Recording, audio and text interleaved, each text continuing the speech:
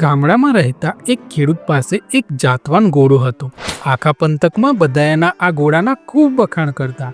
કેટલાય ઘોડેસવારો આ ઘોડાના મોં માંગ્યા દામ આપવા તૈયાર હતા, પરંતુ ખેડૂત ઘોડો વેચવા માંગતો ન હતો, કારણ કે એ ઘોડાને ખૂબ પ્રેમ કરતો હતો. એક દિવસ સવારે જાગીને એણે જોયું તો એનો ઘોડો ગાયબ હતો. એણે ઘોડાને શોધવા ખૂબ પ્રયાસ કર્યા, પણ ઘોડો મળ્યો નહીં. ગામના લોકોએ આ ખેડૂતને કહ્યું, ભાઈ, તમારા નસીબ ખરાબ છે કે તમારો જાતવાન ઘોડો ચોરાઈ ગયો. ખેડૂતે ગામ લોકોને કહ્યું, મારા નસીબ ખરાબ છે કે સારા એ નક્કી કરનાર હું કે તમે કોણ? કુદરતના આયોજનને સમજી શકવા માટે આપણે કોઈ સક્ષમ નથી.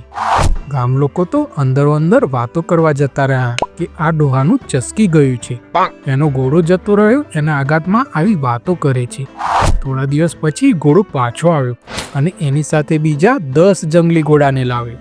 ગામ લોકોને આ સમાચાર મળ્યા એટલે બધા ખેડૂતને મળવા આવ્યા અને કહ્યું, તમે તે દિવસે સાચું કહેતા હતા, તમારા નસીબ ખરાબ નહીં, સારા છે, અને એટલે આ ઘોડો બીજા 10 ઘોડાને પોતાની સાથે લાવ્યો છે. ખેડૂતે કહ્યું, તમે હજુ મારી વાતને સમજી શક્યા નથી. આ ઘટના મારા સારા નસીબ છે એમ પણ ન કહી શકાય. થોડા દિવસ બાદ નવા આવેલા જંગલી ઘોડાને તાલીમ આપતી વખતે ખેડૂતનો એકનો એક યુવાન દીકરો ઘોડા પરથી પડ્યો અને એના હાથ પગ ભાંગી ગયા. ખેડૂતનો એકમાત્ર આધાર પથારીવશ થઈ ગયો. ગામ લોકો ખબર કાઢવા આવ્યા અને કહ્યું, તમારી વાત બિલકુલ સાચી હતી. આ જંગલી ઘોડાઓ આવ્યા તે તમારા સારા નસીબ ન હતા, તો તમારો દીકરો સાવ સાજો હોત. તમારા નસીબ ખરાબ કે દીકરો ખાટલે પડ્યો. ખેડૂતે દુઃખી થઈને કહ્યું, ભાઈઓ, દીકરાના હાથ પગ ભાંગ્યા તો એ મારા ખરાબ નસીબ છે એમ પણ ન કહેવાય, કારણ કે કુદરતના કાર્યનો તાક કાઢવો મુશ્કેલ છે. થોડા સમય પછી યુદ્ધ જાહેર થયું. સરકારના માણસો ગામમાં આવીને બધા જ યુવાનોને યુદ્ધમાં લડાઈ કરવા માટે ફરજિયાત લઈ ગયા, પણ આ ખેડૂતના દીકરાને છોડી દીધો, કારણ કે એ તો લડી શકે તેમ જ નહીં.